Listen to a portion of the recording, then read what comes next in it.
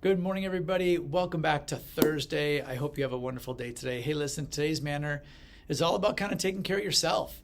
A little bit at the end about taking care of other people, but really it's about taking care of yourself. So when you go in and use the restroom, you got to make sure you wash your hands before you come back to class. That's just, you got to do that. It helps keep germs down, everything else. So it's really important that you clean your hands after you get done using the restroom. And the best way to do that, they say, is to like almost sing like the happy birthday song 2 times.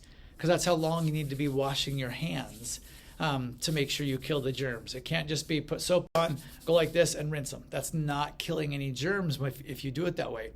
The best thing actually for killing germs is when you rub your hands together. It's the friction, the heat that you create in your hands.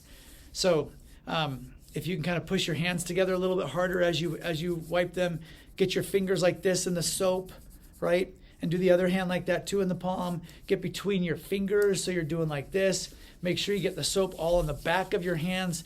If you watch anybody who uses their hands a lot, especially around the medical field for taking care of patients and when they're treating somebody who might be sick or things like that, they really spend time washing their hands. Now, at hospitals, they have a special soap they use.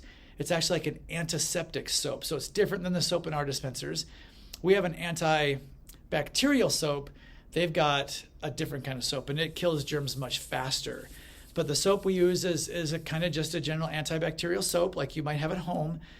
So you got to make sure you're getting it everywhere, trying to get it under your fingernails, really rub your hands, get them good and clean, and then rinse them off after you almost sing happy birthday a couple of times. Okay? Please don't sing in the bathroom. I'm not asking you to sing. But in your mind, you can be going, happy birthday to you, happy birthday to you. Happy birthday, dear me. Happy birthday to you. And then you sing it again. That's how long you need to wash your hands. It should be about 20, 30 seconds. All right? And then when you're done, you can kind of flip the water. Make sure you're down in the sink with it. I see kids, or I can tell that kids before have gone like this. And then there's water dots all over the mirror and things like that. And guess what? That means that Mr. Seth or Mr. Stevenson have to come in there and clean that up. That's not really nice to do to other people, right? That's why I talk about the last part of this is going to be talking about other people. If you're being aware of people around you and thinking about other people, you would know that Mr. Seth or Mr. Stevenson have to come in and clean that bathroom. So you need to take care of that space that you're in.